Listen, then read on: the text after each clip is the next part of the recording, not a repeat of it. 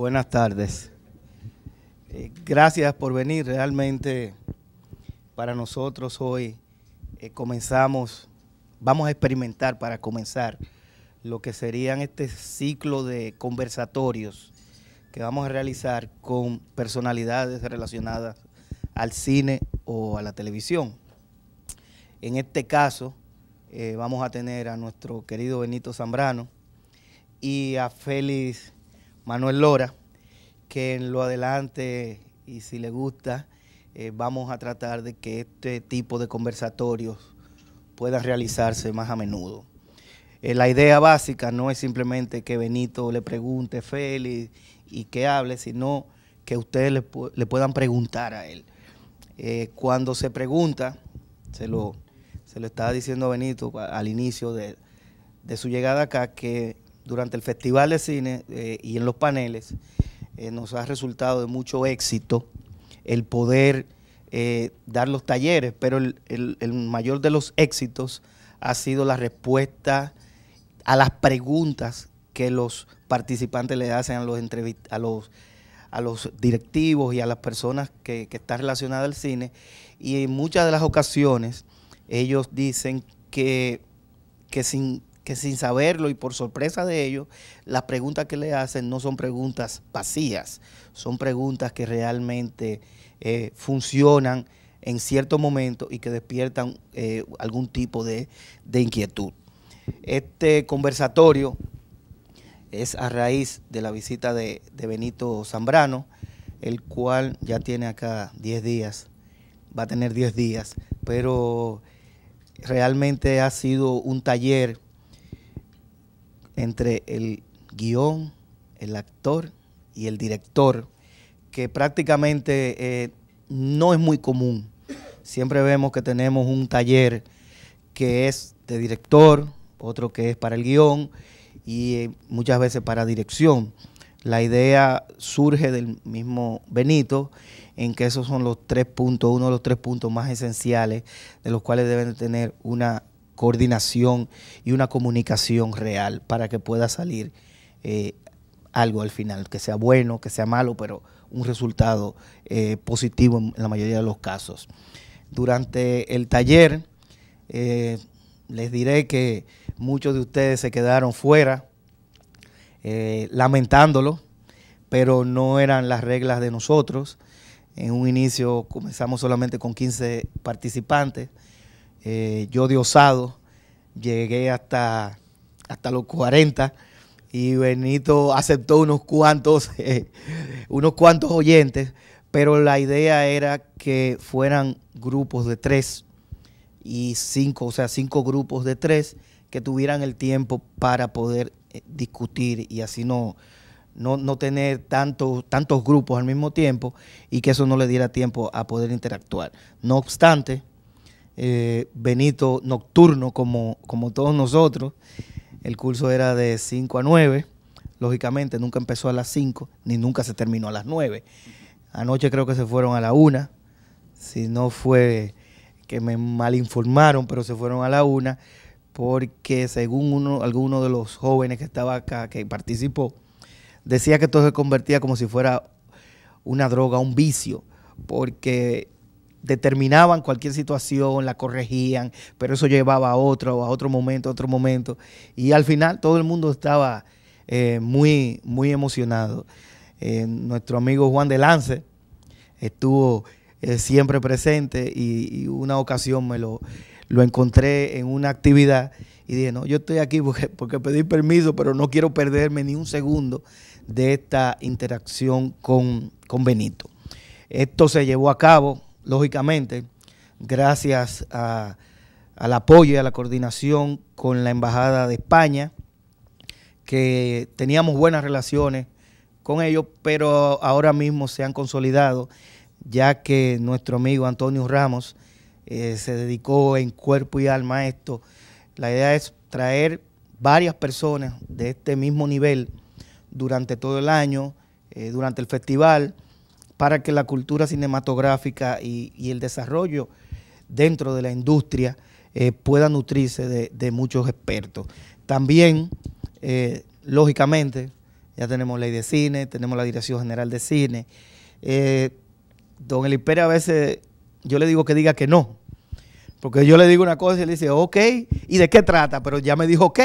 Entonces, la idea con DGCine es que a través de DGCine, lógicamente todos debemos canalizar nuestras inquietudes, hasta para el trabajo, para el desarrollo, para la educación, y por eso que luego de formada la Dirección General de Cine, aquí en Funglode, en todo lo que tiene que ver con el audiovisual y con la parte también de cine, televisión, como puedan apreciarlo mejor, hemos tratado de que todas las actividades se hagan en coordinación con la Dirección General de Cine. Primero, para no repetir lo que se está haciendo. Si estamos dando este taller, pues la Dirección General de Cine no va a traer a otra gente para realizar el mismo taller. Van a traer otra persona que realmente haga otro taller diferente, y la idea es que durante todo el año todos los jóvenes y los jóvenes, los no jóvenes, los profesionales y no profesionales se puedan nutrir de una buena educación. Debemos cuidar lo que es la ley de cine, nuestra ley realmente, aunque ustedes a lo mejor lo puedan apreciar, porque si entran al internet van a darse cuenta que la revolución que se ha hecho con la ley de cine no es en República Dominicana. Nosotros hemos movido a que demás países traten de adecuar su ley a la de nosotros, otros la han copiado. En fin, nuestra ley, la que tenemos de nosotros, es muy buena, no tiene nada por debajo, todo es claro, todo es preciso, no existe, usted no tiene que ir al Congreso a que le interpreten un capítulo de la ley ni parte de los reglamentos. Es sencillamente algo para que podamos utilizar los recursos que están en la República Dominicana y se desarrolle el cine. La otra institución que le debemos dar las gracias es a Ceneca, donde está Marta Checo, que anda por acá, a Ceneca y a Hacer TV, que gracias a Marta conseguimos a Benito. Después de eso, Marta también estuvo participando en muchas cosas, y ella es el mismo objetivo que vamos a tratar de tener todas las instituciones educativas, en tratar de unir los esfuerzos para que podamos tener muchos cursos de diferentes áreas. Espero que el conversatorio lo aprovechemos, no dejemos que Félix Manuel le hable mucho a Benito ni le pregunte mucho, que ustedes pregunten a él para que realmente puedan tener algunas de sus inquietudes sean resueltas o sean clarificadas en el sentido de la respuesta de Benito. Le paso el micrófono a Antonio, que le va a decir unas palabras. Muchas gracias. Bueno, en mi caso, yo voy a ser muy breve, porque sé que aunque nos hayamos puesto nuestras mejores corbatas, no estáis aquí ni por Omar ni por mí, ¿vale?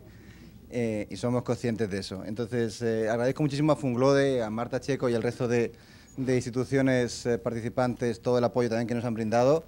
Desde la Embajada de España únicamente pues decirles que estamos aquí para servirles, estamos aquí para intentar intercambiar experiencias culturales, y lo que ha hecho Benito en ese sentido pues ha sido un primer paso muy importante, porque eso luego genera un efecto de bola de nieve. No sabemos si Benito va a terminar aquí dirigiendo una película, si habrá coproducciones hispano-dominicanas en un futuro que yo espero que sea próximo. O si se va a mudar aquí. Si se va a mudar aquí. O sea, uno sabe dónde empiezan estas cosas, uno sabe cuando se empieza a compartir la pasión por el cine, pero uno no sabe dónde termina, y yo lo que espero es que este sea un primer paso que sea seguido por muchos más, que vengan muchos otros cineastas, muchos otros guionistas, actores, técnicos de sonido, técnicos de dirección, que nos ayudemos, porque a fin de cuentas el discípulo aprende del maestro, el maestro aprende del discípulo, y de eso se trata. Entonces, aquí nos tienen, vamos a intentar hacerlo lo mejor posible, de la mano de Funglode en la medida en que se pueda, con la Dirección General de Cine y con el resto de nuestros socios y amigos. Y nada más, le cedemos la palabra a Benito, ¿no?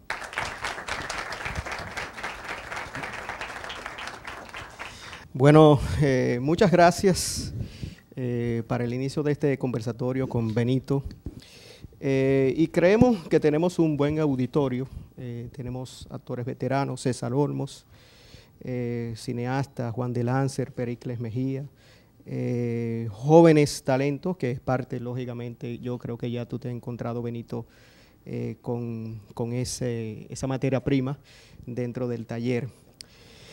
Bueno, Benito Zambrano Tejero, director, guionista, nacido en Lebrija, un municipio español de la provincia de Sevilla, Andalucía, patria de Antonio de Nebrija, autor de la primera gramática española.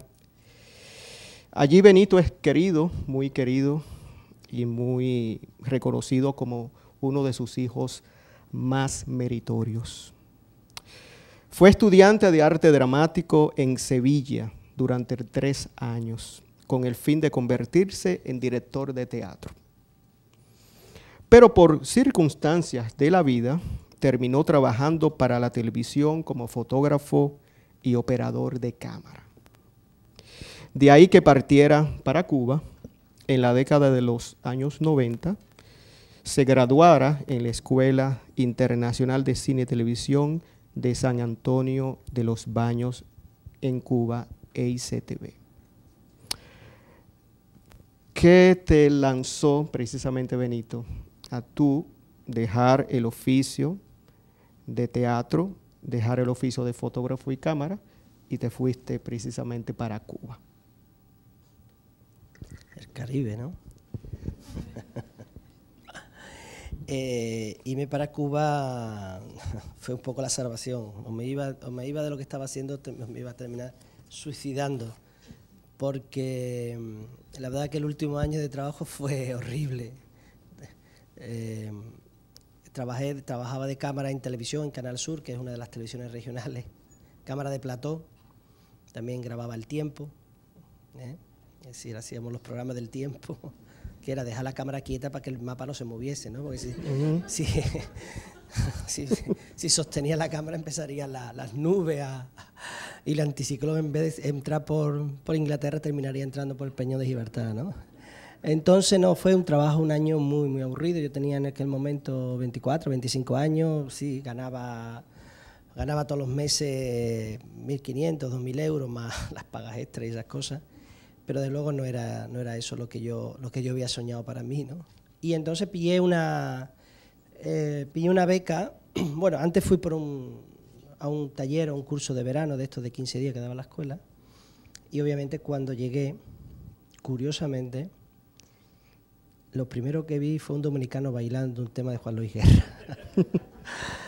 al compañero y querido amigo Frankie, con la camiseta quitada, sudando, flaco, moreno, como él solo, bailando.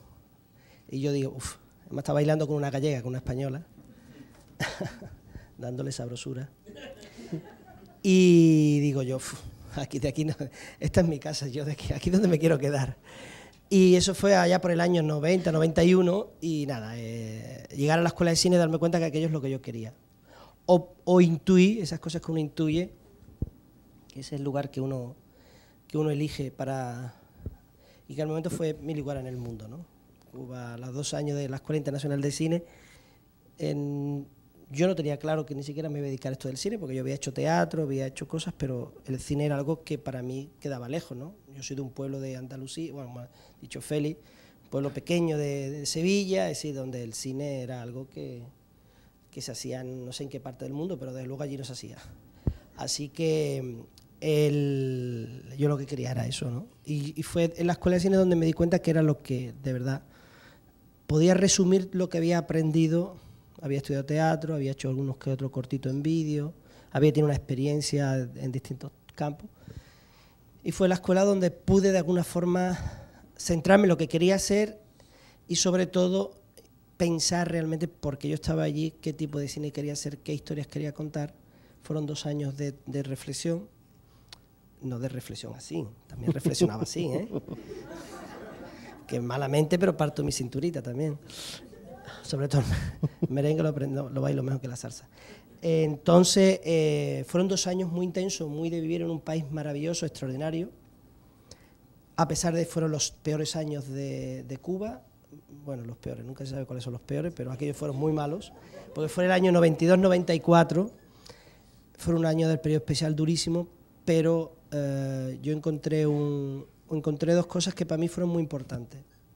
Una, me encontré a un país que para mí era casi como una extensión, es decir, yo creo que Andalucía está en Cuba o Cuba está en Andalucía, no sabría cómo decirlo, pero yo nunca me sentí fuera de mi casa, nunca me sentí me sentí como en mi casa, no me sentí extranjero.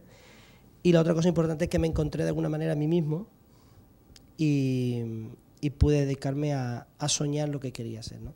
De hecho, en la escuela de Cuba, los 2 años que estuve, no solo al margen de aprender cine, conocer a muchísima gente, tener muchísimos amigos, conocer muchísimos profesionales, tuve la oportunidad sobre todo de hacer mi primer corto con actores de verdad, digámosle, con profesionales de verdad, en un rodaje que parecía de verdad, que yo ni me lo creía, ¿no? La primera vez que yo llegué al set y vi tanta gente trabajando para un proyecto mío. Y fueron los años también importantes porque en Cuba fue donde terminé la primera versión de mi primera película, de Solas, que fue lo terminé durante esos 2 años que estuve en la escuela, estuve escribiendo ese guión y allá por el año 94 se terminó la primera versión, ¿no? Es decir que no solo me cambió la vida, fue un antes y después para mí Cuba, sino que además me permitió escribir el primer guión que sería digamos, como siempre los españoles venimos con las maletas vacías y nos llevamos la maleta llena. En aquella vez yo me la llevé llena de energía, de ilusión, de Caribe y sobre todo de un corto y un guión que fueron la posibilidad de abrirme camino en España, ¿no? Benito, te voy a leer un texto, un párrafo, a ver qué ese texto, esa historia, qué tiene relación contigo. Dice: María malvive en un oscuro apartamento de un barrio pobre y conflictivo. Trabaja eventualmente como chica de la limpieza y próximo ya a los 40 está embarazada de un hombre que no la ama. Está sola y la bebida es su única compañía. Su madre ha malgastado su vida junto a un hombre que confundió siempre las caricias con las bofetadas y por una hija que ha trazado su vida lejos de ella. Ella está sola. Su vecino, viudo, apura sus últimos años junto a Aquiles, su perro. Está solo. Los 3 entrecruzan sus vidas y suman sus soledades, dando así una oportunidad a la esperanza. ¿Qué te parece ese texto? ¿Se parece a algo tuyo? Habrá que hacer esa película, ¿no? Qué bonita, ¿no? Sí. Pues sí, eso era. Eso fue un poco lo que escribí en esos 2 años que estuve en la escuela de cine, ¿no? Y bueno, era una historia que resumía de alguna manera parte de la historia de mi vida, ¿no? De las historias digamos, de mis mujeres y de mis hermanas, de mi madre. Y no es que sea una película autobiográfica, que no tiene por qué serlo, pero era parte de la vida de las mujeres andaluzas, ¿no? Sobre todo bueno, ya mucho antes, pero 70, 80, ¿no? Mujeres trabajadoras, mujeres de escasos recursos y de una formación casi nula, mujeres subyugadas por una cultura machista y opresiva, maltratadores y asesinos, etcétera, etcétera. Pero bueno, para no meternos ya en el drama, vamos a dejarlo solo ahí. Y la soledad de las ciudades, que era otro tema que me interesaba mucho, ¿no? Entonces, de una forma casi sin quererlo, surgió la historia, ¿no? De esta manera, una noche de esta que no puedes dormir. Y bueno, y salió, digamos, ahí estaban las musas acompañándome esa noche, y salió ese primer guión, esa primera idea que surgió en Valencia, ¿no? Me surgió una noche en Valencia, surgió como idea y después durante los 2 años de la escuela de cine, como dije antes, la fui enriqueciendo y fui metiendo elementos, fui metiendo partes, incluso se fue llenando de cosas, de experiencias de vida que yo también tuve en Cuba y incluso en otros países, ¿no? Es decir, uno cuando está escribiendo una película, posiblemente como son procesos muy largos, sobre todo cuando creo que son historias que van muy dentro de uno, y yo tardé como 3, 4 años en poder de alguna forma hacer el guión, se fue impregnando de todo, ¿no? Entonces, ideas que surgieron en Cuba, para los que habéis visto la película, hay un momento que el personaje siente que ahí está demasiado encerrada, intenta abrir una puerta y ve un tabique, ¿no? Da la sensación de que vive en una especie de cárcel, ¿no? Y eso se me ocurrió en Cuba porque, como en Cuba no hay manera de que se pueda hacer muchas viviendas, la gente lo que hace es subdividir las casas, la van dividiendo, entonces donde antes una era una casa, la dividen y viven más familias, entonces vi más de una vez donde antes había una ventana o había una puerta, ahora había un tabique porque se había dividido la casa en dos, ¿no? Y entonces esas ideas se me fueron llenando, ¿no? El café, en fin, la soledad de los viejos en Argentina, cuando estuve en Argentina haciendo un viaje. De alguna forma fue una historia que se fue llenando. Tenía parte de mí, parte de lo que yo soy, de mi vida, pero se fue llenando de la vida que fui encontrando en América Latina, ¿no? Y bueno, fue un guión que cambió, obviamente, pues fue una película que tuvo un gran éxito, tuvo una gran repercusión, y nada, y a partir de ahí pues me permitió hacer otras películas con otras posibilidades y nada, bien. Efectivamente, Sola sorprendió a la audiencia internacional. En el 99, la misma tuvo nominada 11 premios Goya, ganó 5 de las nominaciones: Mejor Dirección Nobel, Mejor Interpretación Femenina de Reparto, Mejor Actor Revelación, Mejor Actriz Revelación y Mejor Guión Original. Aquí leo que dice: el público considera esta obra como una de las cintas dulces que muestran cómo la inquina se puede transformar en amor. Y la crítica la observa como una belleza estética de las que marcan un antes y un después en la filmografía de un director. En este caso, y por ser la primera, a Zambrano le marcará Solas para siempre. ¿Te ha marcado realmente? Bueno,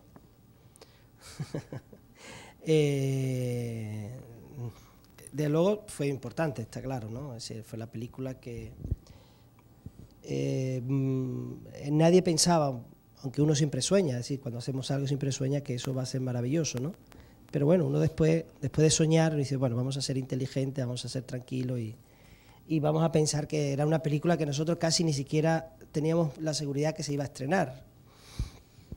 Entonces, fíjate tú, desde ese punto de vista, de hecho, yo mismo cuando vi la primera vez la película, vi el primer copión, vimos, bueno, perdón, el primer corte y la vimos con gente, yo lo pasé fatal, porque pensaba que había hecho una... Es decir, es el miedo al fracaso que tenemos todo lo que hacemos, ¿no?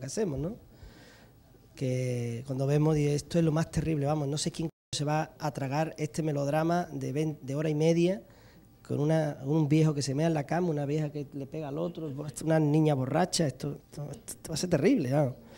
Yo pensé, digo, esto no puede ser, esto no le va a gustar a nadie. Y lo pasé fatal. De hecho, yo creo que si en aquel momento yo hubiese sido el dueño de la película, he dicho, para, que todo el mundo se vaya, quemos negativo, olvídense de me voy a dedicar a otras cosas, ¿no? Fue la sensación que tuve, ¿no? Durante la película, ¿no? Un consejo a los que vayáis a hacer vuestra primera película: nunca sentaros en el medio, no seáis tan estúpidos o estúpidas, sentaros en el medio de la sala. Sentaros en las esquinas, pues hay que salir corriendo. Y yo cometí el error de sentarme en medio de la sala. Como no tenía experiencia en ver mi propia película, porque era la primera vez que lo iba a ver, me senté en medio y por tal de no molestar a nadie, para que no me señale, diré, ese es el culpable. Yo me quedé quieto y no me movía, como cuando uno tiene una pesadilla y tiene miedo que va a entrar el fantasma, yo me quedé ahí quieto, ahí, casi las 2 horas. Ahí congelado en mi asiento porque tenía pánico a que encendieran la luz, ¿no? Y increíblemente cuando se dio la luz y todo el mundo estaba llorando en la sala y todo el mundo vino a abrazarme, digo, hostia, ¿a que he hecho algo que merecía la pena? Y cuando Berlín la selecciona para ir al Festival de Berlín, digo, ostras, pues entonces si los alemanes, que son otra vez los... Mira que fea la Merkel, pero al final están gobernando otra vez. están otra vez decidiendo por dónde van las cosas, porque es fea la Merkel. Pero, digo, si los alemanes la han pedido es porque de verdad, algo tiene que tener la película, ¿no? Yo tengo que estar equivocado, ¿no? Y efectivamente cuando vimos la primera vez la película en una proyección con público, el público que va al cine de Berlín, sobre todo la sesión de Panorama, es un público muy cinéfilo, además de muy variopinto, es decir, ya se ve Berlín una ciudad cosmopolita, como Santiago, que hay gente de todos lados, ¿no? Entonces, cuando yo vi la película con la gente y cómo la gente reaccionaba con la película, digo, joder, compadre, pues no que la gente se lo están pasando bien. Y incluso se estaban riendo más de la cuenta. Decía yo, pero hombre, pero no se pueden reír tanto, porque yo no he hecho una comedia. Que yo sepa, no es una comedia. Y nada, fue una experiencia maravillosa porque cuando la gente terminó la película, y además película que la gente veía subtitulada al inglés, que era otro de mis miedos, ¿no? Decían, bueno, esto es una película como muy, en una habla muy andaluza, es decir, como, no sé, cuando leas los subtítulos, igual ni se entiende la mitad de la película, pensaba yo. Qué ignorante, Dios mío. Esta cosa de la primera película, uno, no te dan un curso en la escuela cómo se hace la primera película y qué tienes que hacer cuando has hecho tu primera película, eso nunca se enseña en la escuela, nadie te prepara para eso. El caso que fue una noche extraordinaria porque entendí el cine esa noche, entendí lo que era el cine.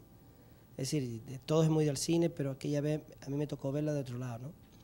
Entendí lo maravilloso de contar historias, de que algo que tú cuentas, algo con lo que tú has soñado durante, imaginaros, en 92 fue cuando se me ocurrió la idea, y la película se ve en el 99, 7 años, ¿no? Soñando con esos personajes, con esa historia.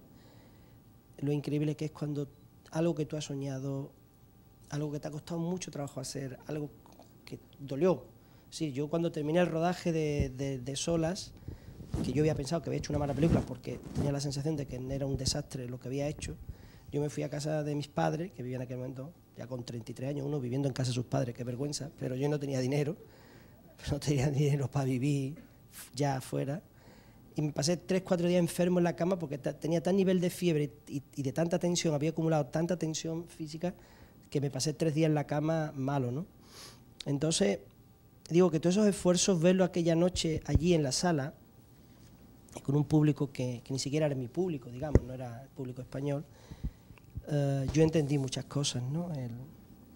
Entendí la importancia de la comunicación y la importancia que somos nosotros, los que contamos historias como comunicadores de historia, y la importancia que tiene el público como el receptor de la historia. Y entendí que ahí es donde se hacía el cine. El cine se hace en las salas de cine, ahí es donde ocurre el cine. Todo lo demás es preparar para ese momento, para que la luz se apague y fíjate, un cacho de tela blanca refleje una vida, refleje una verdad de la vida o una emoción sobre la vida, sobre el ser humano, y que eso llegue a la gente, a los corazones, a las emociones, a la inteligencia de la gente. A mí aquello me pareció maravilloso, ¿no? Y increíble, ¿no? Y cuando la gente empezó a contarme la película, que venía, me saludaba, Benito, bueno, me pidieron mis primeros autógrafos, mis primeros autógrafos, mira, yo firmando autógrafos en Berlín, imaginaros, ¿no? Yo estaba flipado, yo no quería firmar autógrafos, me daba vergüenza, porque había firmado autógrafos y tal, ¿no? Y yo le decía, no, sí, gracias a usted, fírmemelo usted a mí, que ha venido usted a ver aquí el espectáculo, no yo. Pero, claro, si uno le dice eso van a pensar que uno es tonto, que es un ingreído y tal, y entonces pues yo firmé con toda la vergüenza del mundo, firmé aquellos autógrafos. Pero lo más bonito fue cuando la gente empezó a contarte la película, cuando la gente empezó a contarme lo que había visto, ¿no? Cómo le había llegado, lo que le habían sonado, papá. Y entonces yo empecé a recordar que durante todo el proceso, cuando yo escribo un guión, se lo contaba a los compañeros del taller, ¿no? Yo voy escribiendo siempre como una especie de documento aparte, como yo le llamo un dossier de mi proyecto, donde yo voy escribiendo por lo que quiero, lo que siento, es como el guión y unas memorias de lo que estoy haciendo, ¿no? Más o menos que me sirve para después cuando hablo con los jefes de equipo de, pues, dando el proceso, ¿no? Y muchas veces yo escribí cosas que se me habían olvidado. Y cuando la gente empezó a contarme la película, empezó a recontarme a mí la película, me di cuenta que muchas de las cosas que ellos me iban diciendo eran cosas que yo había notado durante ese tiempo, ¿no? Y entonces entendí, digo, ah, vaya. Entonces creo que la película cuenta lo que yo quería contar, porque la gente lo que venía a decirme era lo que yo, de alguna forma, me había incluso entendí eso, ¿no? Lo que es el acto de la comunicación, ¿no? Donde alguien comunica algo, alguien lo recibe y de alguna forma te lo devuelve. Es decir, la película no la cambian, pero sí, por lo menos, a la gente que hemos participado nos sirvió, ¿no? Y fue esa experiencia maravillosa de entender que era un poco el cine y algo de lo que para mí tiene que ver el cine, ¿no? Que es el arte de contar historias de manera cinematográfica, de maneras visuales, de emocionar sobre todo, porque yo me pregunté muchas veces si yo tenía algo que contarle a la gente cuando estudiaba cine, y mira que ve películas de Bergman, de Tarkovsky, me leí un montón de libros y hablé con un montón de gente, pero yo terminé yéndome de la escuela sin saber muy bien qué yo quería contar a la gente. Lo único que sí sabía, dos cosas, una se la copié al maestro Buñuel, que era no aburrir, intentar que una película no aburra, es lo peor que puede hacer un cineasta, aburrir al público. Y dos, si no tengo nada interesante que decir a la inteligencia del espectador, voy a intentar a ver si le hago un poquito de cosquillas en las emociones, a ver si le hago un poquito de cosquillas en el estómago, a ver si por lo menos lo que a mí me emociona le puede emocionar a los demás. Y ese era todo el sentido de lo que yo quería contar, ¿no? De lo que quería hacer con Solas, ¿no? Transmitir una emoción, algo que a mí me dolían o que a mí me importaba, aunque fuera pequeño, aunque fuera una historia pequeña, con la fe de que le pudiera también interesar, emocionar a otros públicos como yo, ¿no? Y un poquito... Y nada, Solas fue Berlín, se ha vendido en un montón de países. Fue la película de las tres que he hecho, porque tiene que ver mucho con cosas que hemos hablado estos días en el taller y con amigos, compañeros de cine. Fue de las tres que he hecho, las más pequeñitas, la hicimos 700, 800 mil dólares de la época, del año 98, 5 semanas de rodaje y tal. Fue una película que obviamente solo pensábamos hacerla, que más o menos pudiéramos estrenarla y que me permitiera hacer la segunda, pero sin tal. Y de las tres es la película que más dinero le ha dado al productor, no a mí. No a mí. Si yo estuviera rico no estaría aquí, os lo juro. No estaría aquí. Entonces, fue la película que más dinero dio de las tres que hemos hecho. Fue la que más espectadores hizo, casi 1 millón de espectadores. Estuvo en España casi un año en cartelera, no, estuvo un año en cartelera en algunos cines, no en todos los cines, por supuesto. Sin embargo, Havana Blues hizo 700.000 espectadores y La voz dormida, que es la película que supuestamente tenía que haber sido más, ha hecho 300 y pico mil espectadores. ¿Sí? Que Solas ha hecho casi tantos espectadores como las otras dos películas. Siendo una película pequeñita, de una historia pequeñita, que habla de unos personajes tal, ¿no? Entonces, eso también me demostró que lo del cine comercial y no comercial, etcétera, etcétera, es una que nos inventamos, es el público, el espectador, el que va a decidir si la película es comercial o no. Si es de autor o no es de autor, son las tonterías que dicen los periodistas y los críticos, los analistas de cine, esas cosas para ellos, esos son los sellos que le ponen, y en realidad yo hice lo que pude hacer, no tenía muy claro lo que estaba haciendo, y salió algo que nadie esperábamos que iba a salir, ¿no?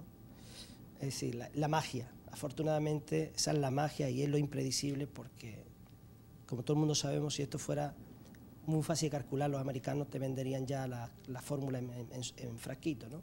Afortunadamente es algo que nunca se sabe. Así que yo muchas veces cuando hablo con un productor me dice, es que yo quiero hacer una película comercial, le digo, vale, muy bien. ¿Y cómo se hace eso? ¿Vas a pagarle al público para que vaya a ver tu película y llene la sala? Porque ¿quién lo sabe? ¿Qué es lo que sea? Yo la experiencia ha sido esa, ¿no? Que la película más pequeña fue la película que más nos dio muchos premios, la película que más, de las tres, las que más se ha vendido en todo el mundo, y una película que curiosamente también me demostró algo que uno dice, pero uno no se lo cree, porque uno piensa que hasta que uno no lo vive no se da cuenta, ¿no? Que en las emociones todos somos iguales. Mentira, hay gente que creen que los negros sienten de una manera y los blancos sienten de otra y los amarillos sienten de otra. Pero cuando la película pasó por el Festival de Tokio, pasó por Berlín, o pasó por Brasil, o pasó por Canadá, por lo menos en el caso de las mujeres, los hombres lloramos un poquito a escondidas, ¿entiendes?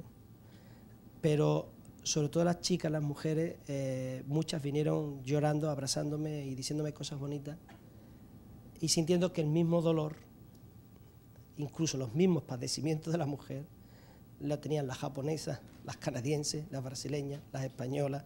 Así que fue otra cosa que uno siempre oía en los libros, que dicen, no, es que todos somos iguales. Uno no se lo cree, porque como uno hasta que no viaja no se da cuenta de que efectivamente todos somos iguales. Ante la verdad de la vida, ante la verdad de las cosas, ante los dolores y ante las alegrías, todos somos iguales, ¿no? Y la película me demostró eso, ¿no?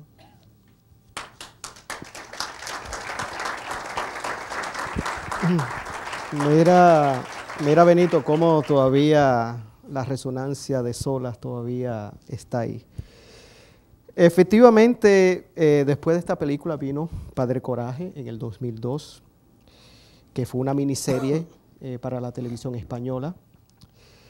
Habana Blues, 2005, un musical rodado en Cienfuegos, Cuba, que te colocó, y La Habana, que te colocó nuevamente en los premios Goya, pero en esta ocasión en 4 categorías, siendo vencedor 2 de ellas como mejor montaje y mejor música original. Luego viene, lógicamente, 2011, La Voz Dormida, que en esta ocasión te basaste en la novela de Dulce Chacón, que cuenta la historia de una joven cordobesa de origen rural que se va a Madrid en época de posguerra. Otro éxito de Zambrano al volver a estar en los Goyas con 9 nominaciones, incluyendo Mejor Película y Mejor Director. Y aquí, precisamente, la mostraste.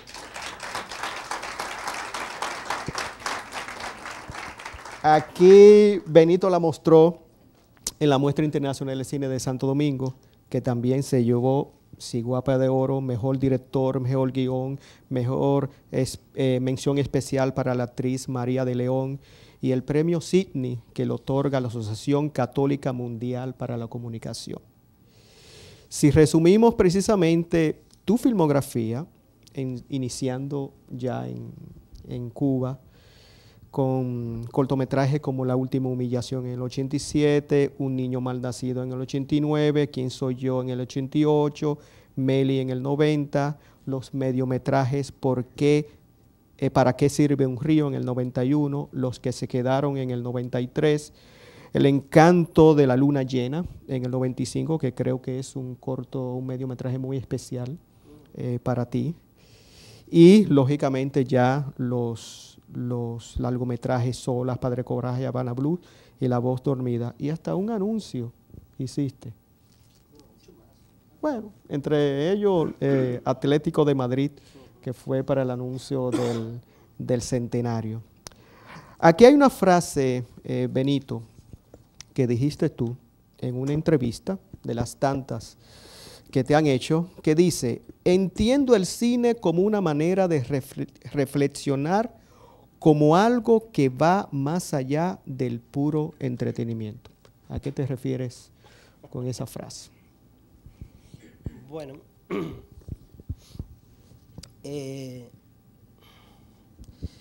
hay muchas cosas que nosotros posiblemente digamos que es arte y que es harta, ¿no? Y, hombre, yo no me voy a otorgar en de alguna forma decir que es una cosa y decir que es otra, ¿no? Pero yo creo que todo no vale. Todo no vale. Hay cosas que podemos decir que, mira, vemos un cuadro, pues arte, leemos un libro, pues arte, vemos una película, pues arte, escuchamos música y tal. Y Y es cierto, todas yo creo que son necesarias, es decir, pero yo creo que hay que tener un poquito más de respeto y de compromiso, ¿no? Y yo creo que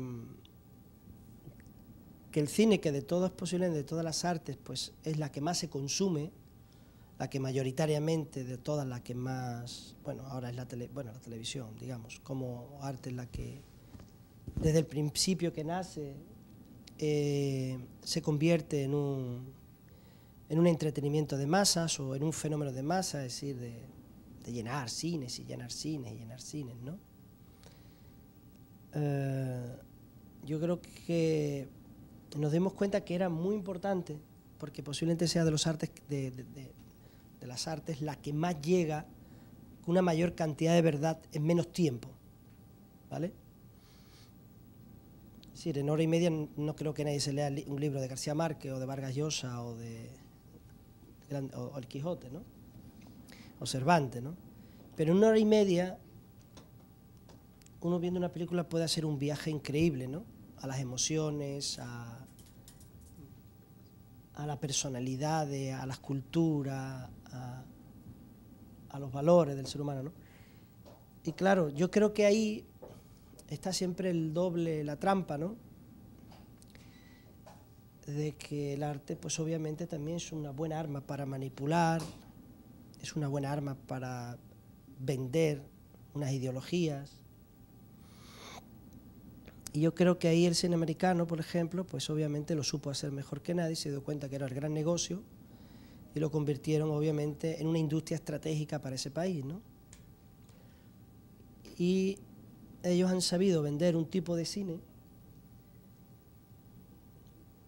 que de alguna forma ha sido manera de llegar y poner su bandera en cualquier sitio, ¿no?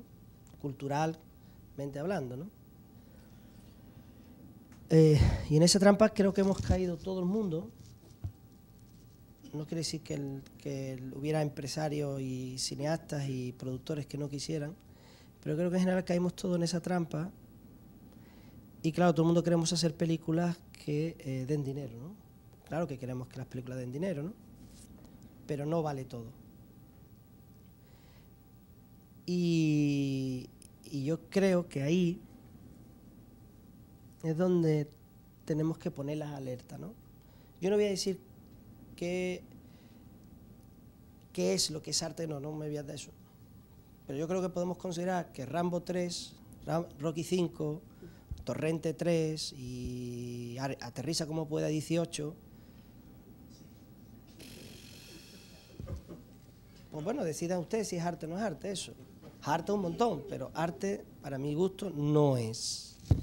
Por lo tanto, no todo lo que se hace de cine, yo lo entiendo como que es un acto cultural.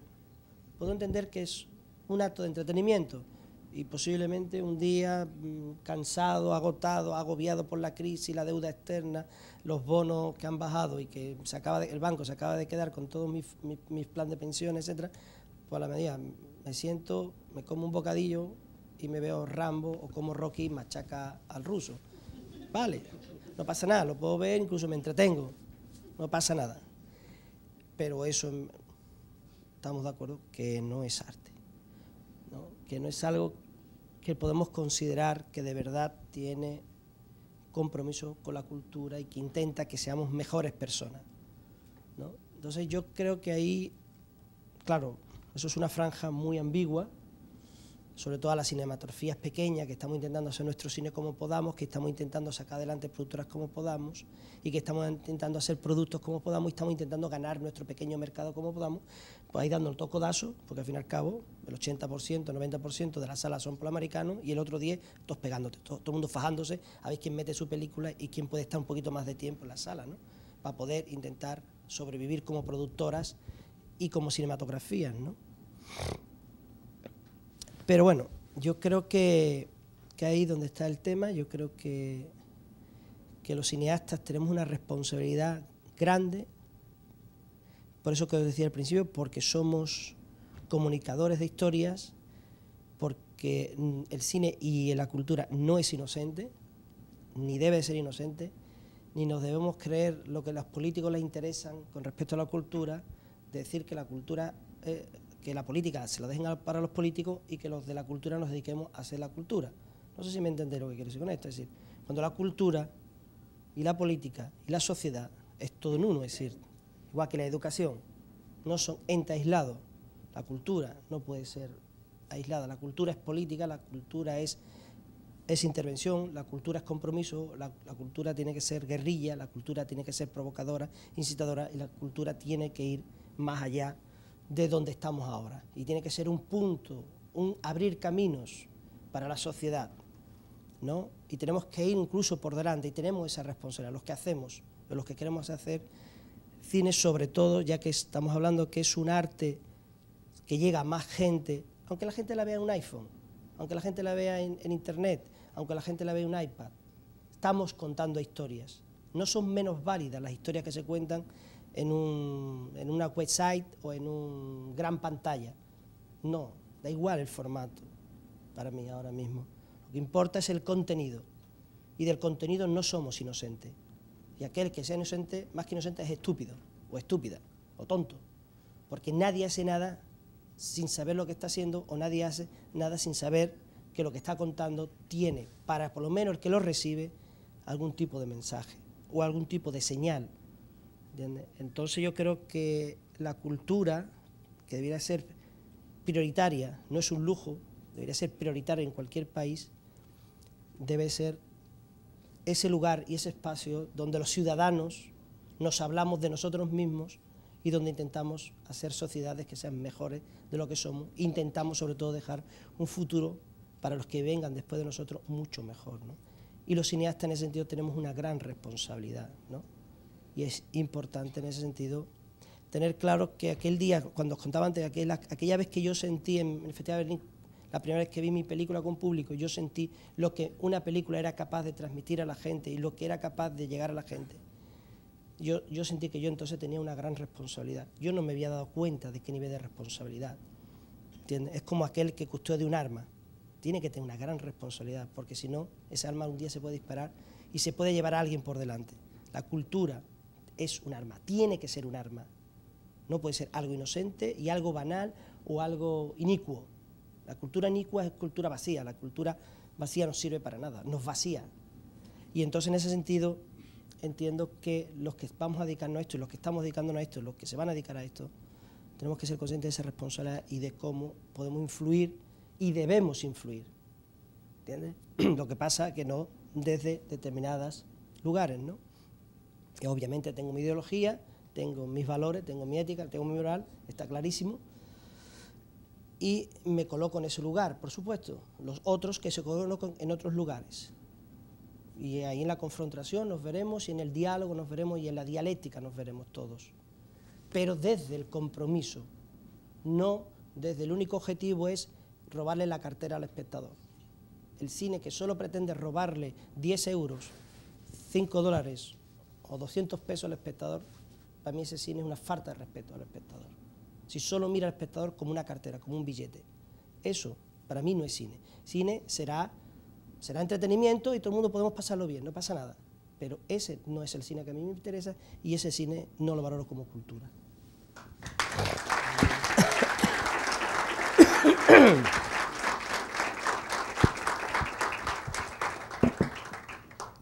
A propósito de La voz dormida, tú dijiste también esta frase en una de las entrevistas: a través de la visión de la mujer se puede descubrir muchas cosas.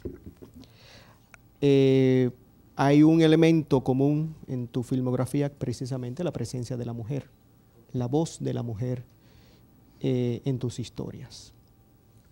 ¿Qué reflexionas sobre precisamente esta frase que dijiste a propósito de La voz dormida? Es que me encantan las mujeres. Aparte de eso.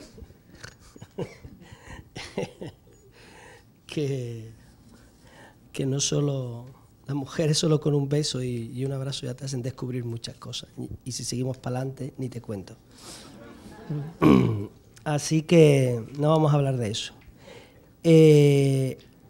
Yo creo que, bueno, también es una casualidad, porque Sola, es verdad que nació así, y La voz dormida fue un libro que yo leí y que me atrajo desde la primera página y me gustó y me interesó mucho, y me llevó a hacer la película, ¿no? Havana Blues ya es una historia más de chicos, de los dos protagonistas, pero claro, como las dos películas que me han marcado fue Sola y esta, pues parece que yo hago películas de mujeres, y no me importaría hacer películas de mujeres, me encantan las mujeres, y me encantan las actrices, y me encanta trabajar con mujeres, ¿no?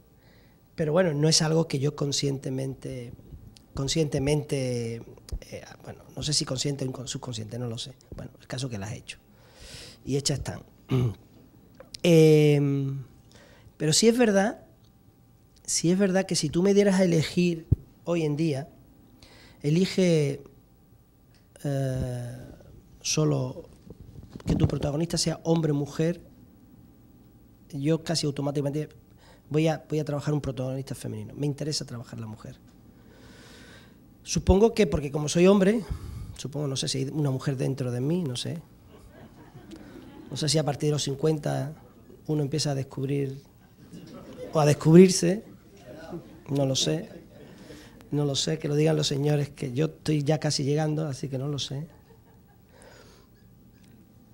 Pero creo que hoy en día y en los últimos años, para mí la mujer es mucho más interesante que el hombre como paisaje. Yo, porque he usado la palabra paisaje copiando a un referente para mí que se nota en mis películas, que es Federico García Lorca, que él decía que él lo que le interesaba era el paisaje humano. Y yo creo que es eso, ¿no? El paisaje humano es lo más bello que ha dado la Tierra. Y te puedes pasar horas mirando un rostro, surcando sus heridas, surcando sus grietas, surcando sus arrugas o su finura, y no te digo nada si es una mujer desnuda, cuántas horas me pasaría mirándola, ¿no? Sobre todo a mis chicas. Entonces, yo creo que la mujer en los últimos años puede vivir casi los mismos conflictos que los hombres, pero además vive los conflictos de los hombres. Es decir, pasan por los mismos problemas del trabajo, de la competitividad, de la vejez, de los problemas de salud, de lo que tú quieras, pero la mayoría de las veces encima carga con los problemas del que está al lado, que los tíos le echamos, ¿no? Entonces creo que en la sociedad donde los hombres que hoy en día estamos como más desorientados, sin saber cuál es nuestro lugar, ellas han ido ganando terreno, han ido luchando y se han tenido que enfrentar a muchas cosas. Y después tienen un privilegio que no tendremos los hombres nunca, que es la maternidad, que es la posibilidad de dar luz. Es decir, la capacidad de amar y de sacrificio que tienen ellas, yo creo que los hombres podemos reconocerlo, que no llegamos a tanto. Algunos puede que haya que le den un premio. A mí me dieron una vez el premio del hombre del año un grupo de mujeres, pero no era precisamente, era por Sola, no precisamente por mis cualidades como ser humano. Porque yo siempre he dicho que es más interesante conocer la obra y no conocer a los autores. Yo soy de, vosotros podéis hacer lo que queráis, podéis iros si queréis, pero, o no haber venido, pero yo pienso que es mejor conocer las obras y no conocer a los creadores, porque nunca estamos a la altura, y así debería ser, a la altura de la obra, ¿no? Porque si no, el autor sería la obra, y lo que importa es la obra, lo que importa es lo que dejemos, lo que está ahí. Pero como he empeñado en venir... me vaya a tener que aguantar. Entonces decía que para mí la mujer, con la mujer, yo con un personaje femenino encuentro mucho más conflicto, encuentro mucho más matices y puedo encontrar un juego más grande que con un tipo. Y no digo que haya hombres que no hayan sufrido, han padecido y que no tengan capacidad de amar y todo, por supuesto, ¿no? Pero yo personalmente me quedaría con un personaje femenino si tuviera que elegir. Yo no juego a eso cuando yo ahora mismo, pues la próxima historia que venga, pues vendrá. Yo también digo que yo no elijo las historias, ¿no? Las historias me eligen a mí, es decir, como yo creo que muchísimos creadores, ¿no? Porque una vez está detrás de querer contar una historia, de hacer una película de algo y no le sale. Y el día más tonto está pensando en algo y se le viene la idea de una película. Digo, hostias. Y ahora ves una película de esto y tú no te lo esperabas. Yo me paso todo el día pensando, yo quiero hacer una película sobre este. Y hay muchos temas, y hay muchos conflictos, y hay muchos lugares en el mundo de los cuales a mí me gustaría hacer una película, pero no tengo talento para tanto. Entonces me viene lo que me viene y me sale cuando me sale. Entonces las cosas se me ocurren cuando ocurren. Entonces no sé si la próxima película se me va a ocurrir que sea un hombre o sea una mujer o viceversa, ¿no? No lo busco, no lo pretendo. Quiero dejar que las cosas vengan como vengan, ¿no? Pero ya te digo que con relación a eso, si me dijeran, elige, digo, bueno, me dijo las mujeres que siempre huelen mejor que los hombres. Sobre el taller, y ya para dar casi paso a las preguntas que acabas de realizar aquí, precisamente ya Omar dijo, auspiciado por el Instituto Global Multimedia, la Dirección General de Cine, ahí está su director general Elis Pérez, y el Centro de Estudio de Comunicación Audiovisual Seneca, que está la licenciada Marta Checo. Taller, el actor y el guionista y director trabajando juntos, del juego de la improvisación a la secuencia escrita. Que un actor construya un personaje desde cero y que un guionista pueda escribir y reescribir una secuencia después de cada sesión de trabajo con sus actores es algo que difícilmente en la vida profesional se puede hacer. El taller pretende ser un espacio de prueba e investigación sobre el proceso de creación del actor y el guionista.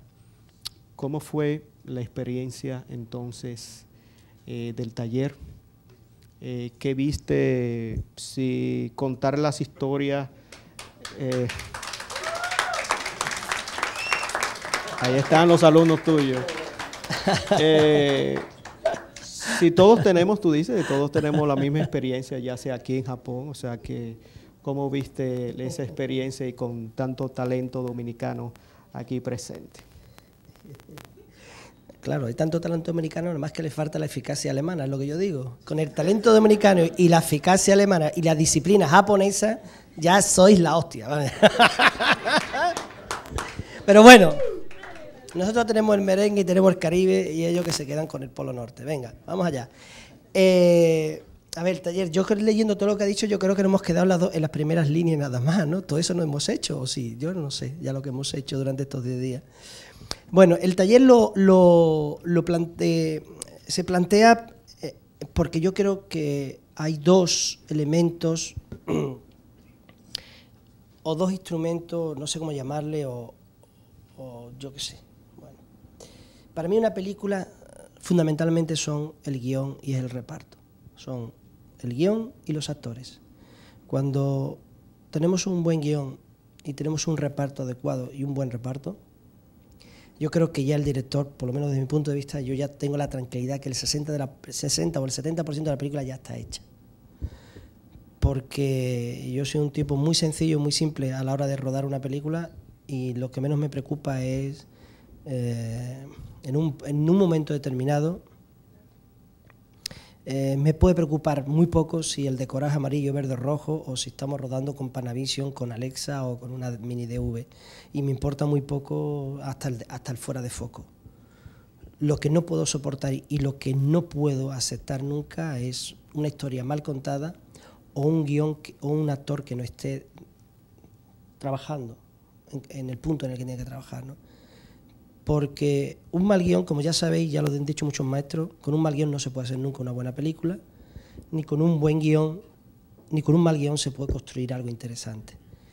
Y desde luego, con una mala interpretación, nadie se va a creer nada, por lo tanto da igual lo muy bonito que sea la fotografía y lo muy bonito que sea lo demás, ¿no? Entonces, para mí son los dos elementos fundamentales, el reparto y el guión. Entonces, y es sobre lo que más me gusta trabajar. Yo tampoco soy un profesor de técnica, yo no soy maestro, ¿entiendes? Yo soy más como dice en mi tierra, soy un maestro liendre, de todo sabe y de nada entiende. Entonces yo soy un poquillo de eso, un maestro liendre, ¿no? Entonces yo no vengo como profesor de técnica para enseñar ninguna técnica, sino la idea era trabajar con profesionales dominicanos en algo que a mí es lo que me gusta, que es la creación, es crear cosas, y sobre la creación después podemos establecer leyes, normas, o hacer teorías o llegar a conclusiones teóricas, pero lo importante era ponernos a crear, ¿no? Y los dos personajes, digamos, o los dos elementos fundamentales, como he dicho, es el guionista y el actor, ¿no? Entonces, este tipo de taller era el que a mí me parecía que era más interesante.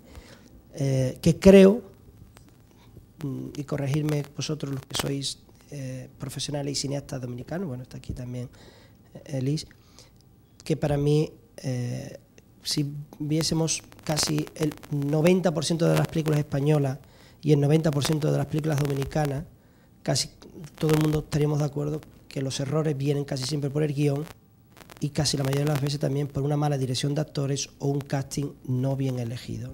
Posiblemente, muy rara vez diremos que mala la película por culpa del fotógrafo, joder, que se equivocó con el fotómetro de película o que el auxiliar abrió el rollo y se veló la película. Muy raro decir eso.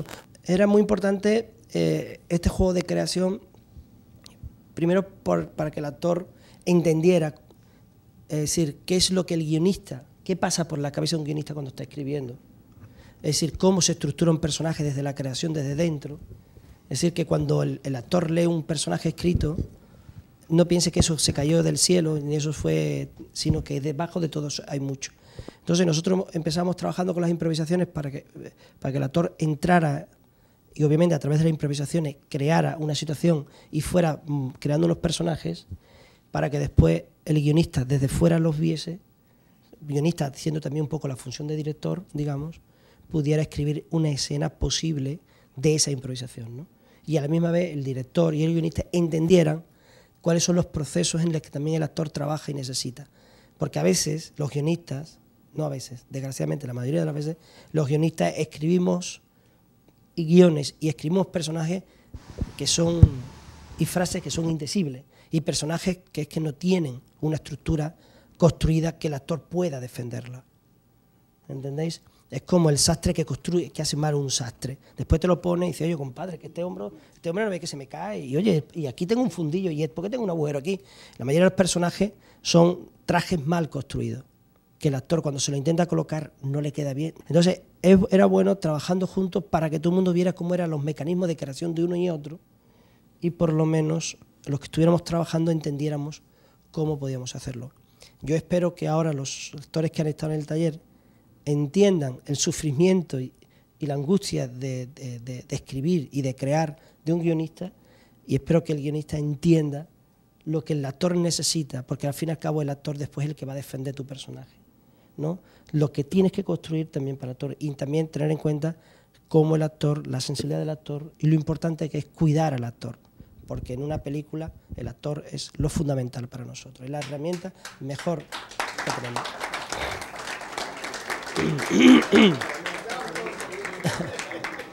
Son las emociones las que hablan, son las emociones las que cuentan, son las emociones las que transmite la pantalla. Hitchcock ya lo decía, el cine es la mirada de un actor.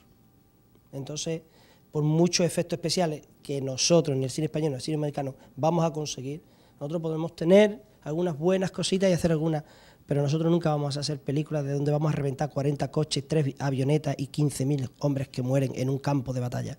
Eso nosotros no lo vamos a hacer nunca. Bueno, lo haremos con efectos especiales, por supuesto, pero nuestro cine siempre será un cine humilde en el sentido económico, pero lo que sí tiene que ser un cine potente en cuanto a las historias que contemos. Lo que contemos es lo importante. Y eso, para eso no hace falta dinero. Para contar una buena historia, escribir un buen guión, no hace falta tanto dinero. Lo que hace falta es ganas, talento y compromiso. Y dedicación y disciplina, porque las cosas no caen del cielo, ¿no? Y el trabajo es un trabajo constante, diario, ¿no? Entonces es en el guión y es en el actor donde yo siento que hay que poner más energía, hay que poner más recursos, hay que darle más tiempo, hay que fortalecerlo, hay que darle seguridad, ¿entiendes?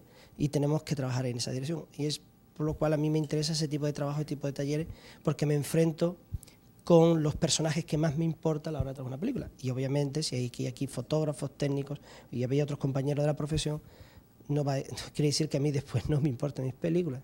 Si veis la última, pues es una peli que cuidamos muchísimo en todos los aspectos, por supuesto. Por supuesto que es importante todo. Pero lo importante no es el plato, lo importante son los frijolitos negros y el arroz. Por muy bonito que sea el plato y muy diseño, si los frijolitos negros y el arroz no está bueno, compadre, con su platanito bien puesto, bien frito, lo que estamos es viéndonos reflejados en un plato, pero ahí no hay comida, compadre. Ahí lo que hay es una hamburguesa malamente cocinada. ¿Me entendéis lo que quiero decir, no? Pues eso. Bueno, un aplauso a Benito. Te reiteraba, Benito, que tenemos un público, un auditorio bastante interesante, lleno de estudiantes, actores. Bueno, Víctor Pinal está aquí y Juan Basanta, que va a iniciar próximamente el rodaje de su película. O sea que tenemos acá cosas muy interesantes y creo que ya es tiempo para dar paso precisamente ya a la participación del público en cuanto a las inquietudes que tienen para con Benito. El primero que pregunte, Funbrode regala una beca.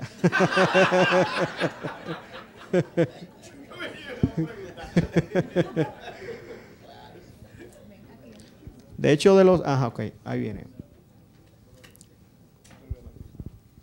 Mi nombre es Luis Algeris. La pregunta es la siguiente. Mi nombre es Luis Algeris y la pregunta es la siguiente. ¿Cómo conseguir el máximo de los actores cuando uno está rodando? ¿Cómo conseguir el máximo de un actor cuando uno está rodando? Muy bien, interesante pregunta. Recuérdame que la Embajada Española te invita a una botella de vino al salir por esa puerta. Vale. Bueno, yo creo que ya parte de la respuesta casi creo que la he contestado antes. Es decir, yo creo que el trabajo de un actor empieza con el guión, ¿no? Ese es lo principal. Si no hay un buen guión, lo que decía antes, el actor no va a hacer un buen trabajo, no va a dar lo máximo. Ayer cuando hablamos poníamos el ejemplo de la ropa, ¿no? Y hoy que hemos estado de compra por los malls de aquí, uno lo nota, ¿no? Es decir, no sé si aquí hay un tipo de comercio que se llama H&M, no sé, bueno, no hay. ¿Qué sería el equivalente a H&M aquí? No, Zara no. Bueno, algo menos, bueno. Bueno, es como, me voy a comprar un traje, ayer le ponía el ejemplo también a los chicos, me voy a comprar un traje en Massimo Dutti o en Hugo Boss, o voy a comprarme en Carolina Herrera y después voy a la tiendecita, o voy a la tiendecita de mi barrio y me compro el mismo traje que incluso el de mi barrio ha imitado al de Massimo Dutti o de Hugo Boss. Coges los dos trajes y te los colocas y a ver qué pasa, a ver qué sientes, ¿me entiendes? Entonces el traje comprado en la tienda y dices, joder, qué mal me queda esto, hasta me pica aquí atrás y es que por aquí, y cuando me agacho me tira de aquí y tal, ¿no? Y te pones un traje de Hugo Boss y dices, joder, qué guapo soy, qué bien me queda. ¿Eh? ¿A que sí? ¿A que sí? ¿A que las mujeres cuando os ponéis un traje bueno o una ropa interior buena se nota? Hasta una está más guapa, una hasta tiene hasta de, tú sabes, de ponerle los cuernos a su marido esa noche cuando se pone ese traje guapo. ¿Me entiendes? Esa es la diferencia. Que cuando tenemos un personaje mal construido es un traje que le cae mal a todo el mundo. Y cuando tienes un traje bien construido, ya el actor se lo coloca bien y ya el actor ahí empieza a crear, empieza a hacer un trabajo bueno, trabajo de creación. Entonces, eso es para mí lo importante. Al margen que todo el mundo sabemos, pues, todos los que estemos aquí, que nos dedicamos a la profesión, cuando todo el mundo está leyendo un guión y todo el mundo sabe de guión, todo el mundo no trabaja igual. Cuando la gente coge un guión interesante, ve que hay un viaje interesante, hay un sueño interesante de un director y un equipo que se compromete, entonces todo el mundo da lo máximo de sí mismo, da lo mejor de sí mismo, porque todo el mundo sabe que está participando de un proyecto interesante. Ahí es donde empiezan los premios, ahí es donde empieza el éxito. Después podemos tener mala suerte, ¿me entiendes? A nosotros con La Voz Dormida hemos tenido mala suerte porque hemos estrenado justo el mes antes, y ahora que vosotros habéis vivido toda la campaña electoral hasta ahora, justo estrenamos un mes antes de empezar la campaña electoral en España, cuando todos los políticos nos estaban metiendo un miedo porque los políticos lo que hacen es meterle miedo para que estemos borreguitos y callados.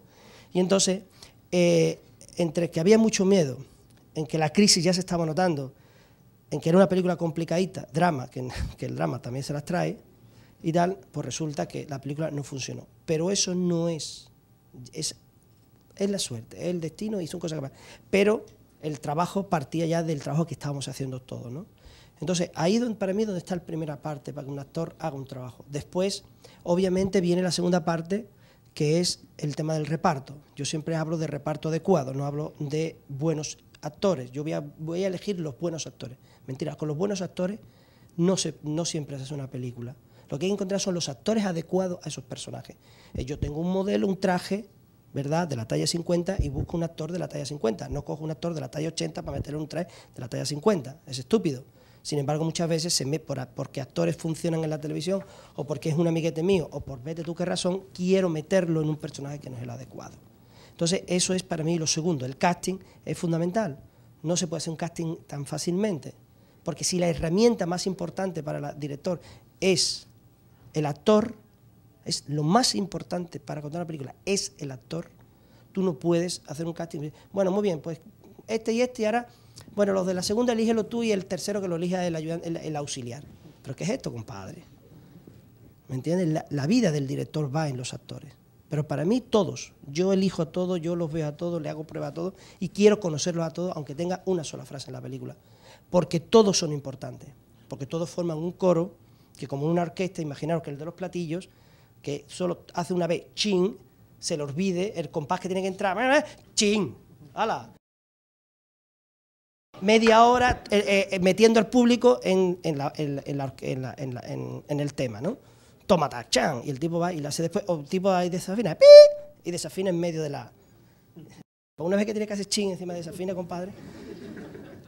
Pero es importante, ese chin es importante, no tienes que despreciar a nadie, a ningún personaje que salga en tu película, ni siquiera a la figuración. Que es otra de las cosas que también dejamos muy de lado, ¿no? Y esos son los elementos que dan la credibilidad a tu película. Por lo tanto, trabajamos mucho, creamos un equipo de casting y trabajamos y nos tomamos muy en serio. Hacemos pruebas, yo veo los videobooks de los actores, veo el material, cuando tengo dudas veo todo el material que hay, cuando no tengo dudas, es decir, le dedico mucho tiempo a eso, porque es para mí, ya te digo, lo más importante. Entonces, si yo tengo el guión con unos personajes medianamente bien construidos y tengo un reparto adecuado, el siguiente trabajo ya es más fácil. Porque yo cuando ya voy a ensayar con los actores, que es importante ensayar, hay que sacar tiempo para ensayar con los actores, hay que ayudarles, hay que prepararles, hay que facilitarles el trabajo en todo lo posible, intentar que en esa comunicación con el actor entienda bien lo que tú quieres. Porque después en rodaje ya sabemos cómo es, rodaje es muy rápido, es una locura, más si cuando tienes problemas de tiempo, más si de pronto te llueve y te cambia todo el plan de rodaje, etcétera, etcétera, tú no tienes tiempo para explicar nada, es el momento de hacer. Pero previamente los ensayos son fundamentales. Hablar con el actor, explicarle bien qué quieres, hacerle entender, ayudarle y sobre todo mantenerlo siempre a él vivo, entusiasmado con el proyecto, ¿no? La gente no le hace un favor al director, ¿me entiendes? Es decir, yo nunca digo, la gente viene y me da las gracias, ¿no? Se lo hablamos ayer, no, al equipo no me tiene que venir a las gracias, soy yo el que le tengo que dar las gracias al equipo, porque ellos están trabajando para mi sueño. Entonces, para mí es una falta de respeto y una prepotencia el ni siquiera acercarse de verdad al equipo y trabajar con ellos y ayudarle ahí en esa cosa, ¿me entiendes? Lo que digo es una manera de decir que ellos me están haciendo a mí un favor, no yo a ellos. Ellos me hacen un favor a mí. Entonces yo tengo que estar constantemente agradeciéndoles y sobre todo animándoles para que hagan bien su trabajo, ¿no? Y después ya viene el rodaje, por supuesto, donde ellos van a dar lo mejor de sí mismos. Si todos los pasos anteriores se han cumplido, intentar que en ese momento trabajar ya muy a favor del actor y muy a favor de que haya organicidad, que haya verdad y que lo que estemos haciendo suene a verdad. Porque si no, se nota el cartón piedra, se nota la mentira, el truco. Y el cine es una gran mentira. Sí, nosotros trabajamos para construir una gran mentira, que tenemos que conseguir que cuente una gran verdad. Esa es la diferencia. Entonces, esa mentira hay que construirla bien. Entonces, tenemos que conseguir que el actor sea muy mentiroso, es decir, muy verdaderamente mentiroso, muy orgánicamente, para que tú te creas que un tipo con un pijama rojo y una capa azul se tire por encima del edificio y dice, y es Superman, y tú te lo creas. ¿Me entiendes? Pero si no se lo cree el actor que es Superman, no se lo va a creer el público, ¿me entiendes? Algo tan ridículo como eso, ¿no? Pero es así. Esa es la verdad. Ellos se lo tienen que creer. Y ahí es el actor donde te digo el respeto que hay que tenerle, porque ellos son los que se abren su corazoncito, son los que juegan con sus emociones, son los que se desnudan delante, son los más frágiles cuando estás trabajando y son los que más que cuidarle, porque la emoción la ponen ellos. Nosotros con un traveling, con la musiquita, una foto bonita, ayudamos. Pero por mucho traveling, musiquita, y mucho paravision que quieres meterle, si en la mirada del actor, si en el corazón del actor no hay nada, está vacío, compadre, es como ver la cara a Schwarzenegger o a Sylvester Stallone. ¿Qué te cuentan? ¿Qué te dicen? ¿Me entiendes? ¿Entiendes? Por eso las cámaras no hacen muchos traveling a ellos, porque no tienen nada que contar. A la cámara empieza a dar vueltas, y entonces cuando quieres emoción, pones a un buen actor llorando. ¿Y entiendes? Busca unos buenos secundarios y ellos se lucen. Vale. Y la última parte del trabajo bueno, para que al final el actor quede bien en la película, pues digamos, vamos a reconocer que los editores, los montadores, son parte importante en el proceso, porque ellos son los que después limpian todo ese trabajo. Claro, por supuesto que hacía falta que el actor hiciera un buen trabajo para después limpiarlo, porque si es un mal trabajo, ni editando de la manera que tú quieras, eso funciona.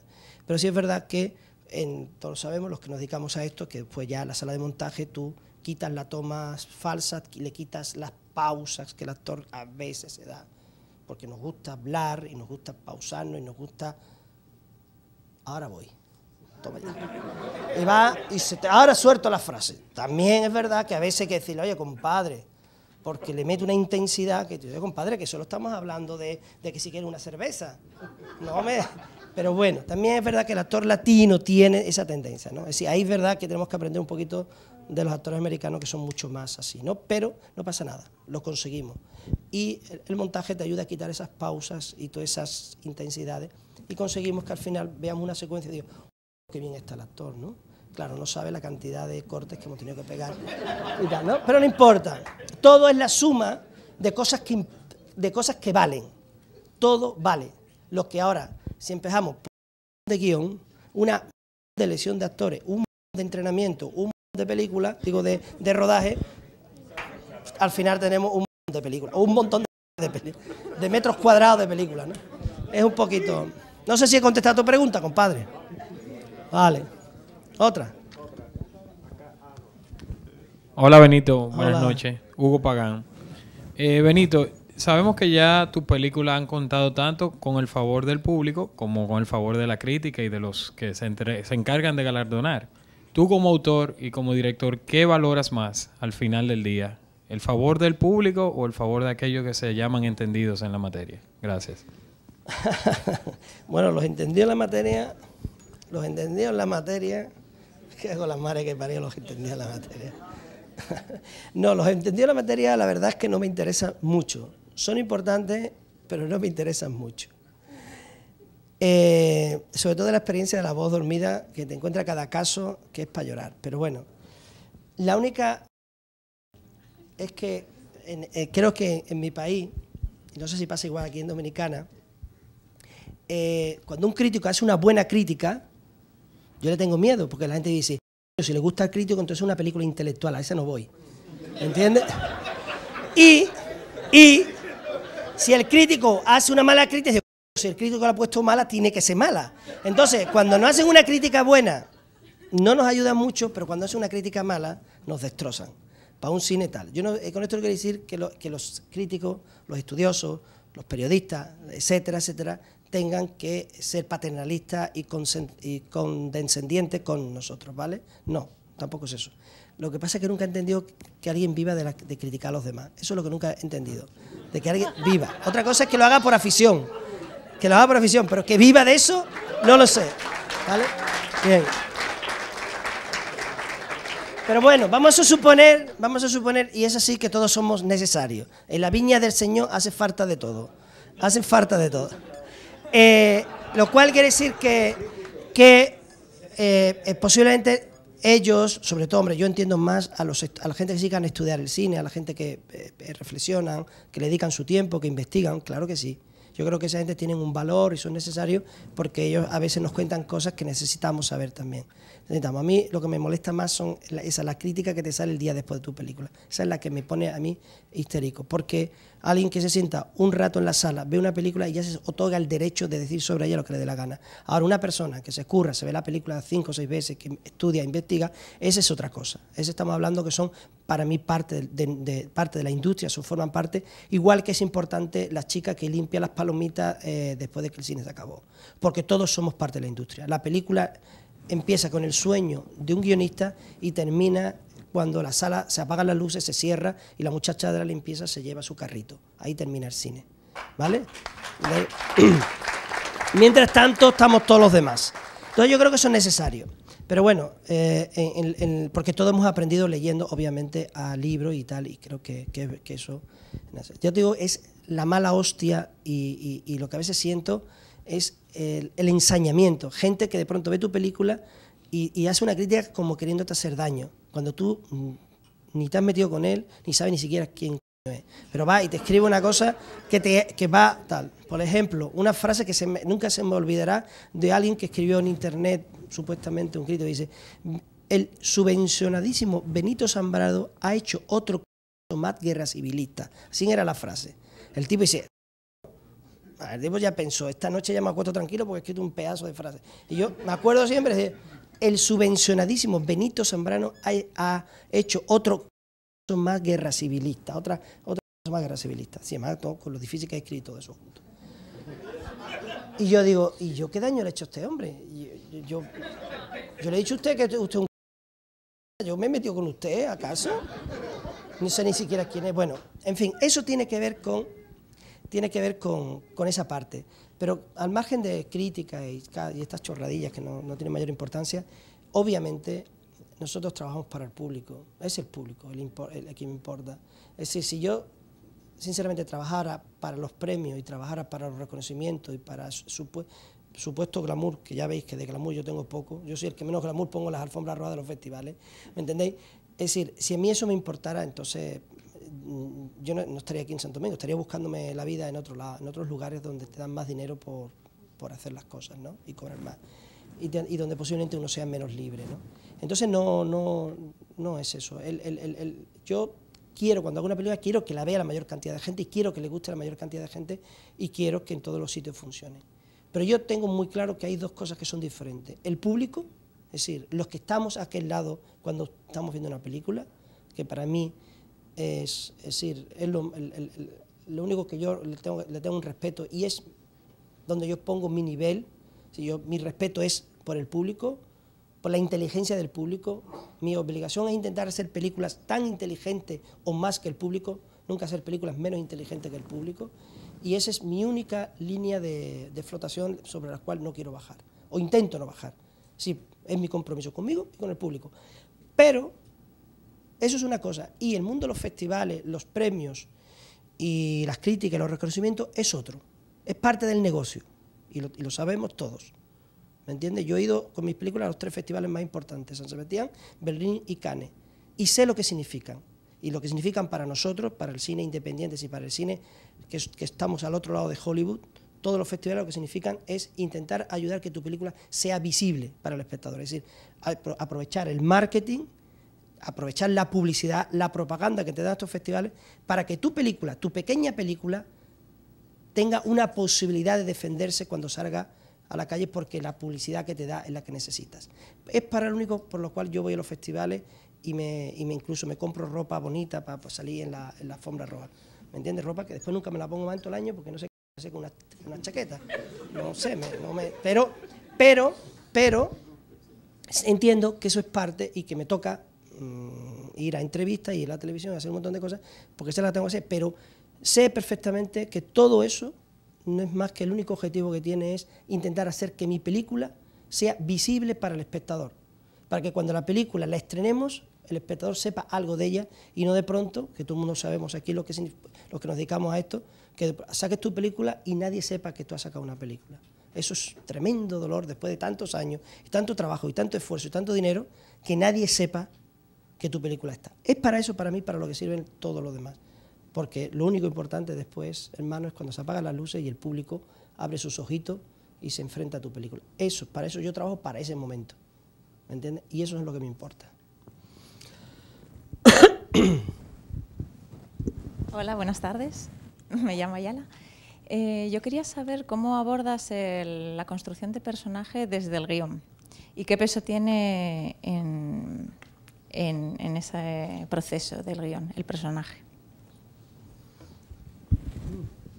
Hombre, para mí los personajes son fundamentales y bueno, nunca se sabe si el personaje es el que hace la historia hace el personaje. Son debates que por ahí hay, creo, ¿no? Yo no me lo planteo mucho. Yo creo que los personajes son fundamentales, son básicos, es decir, construir personajes interesantes. Te puedes pasar una película entera solo disfrutando de un personaje, ¿no? Aunque no le pasen grandes cosas, si el personaje es interesante, ¿no?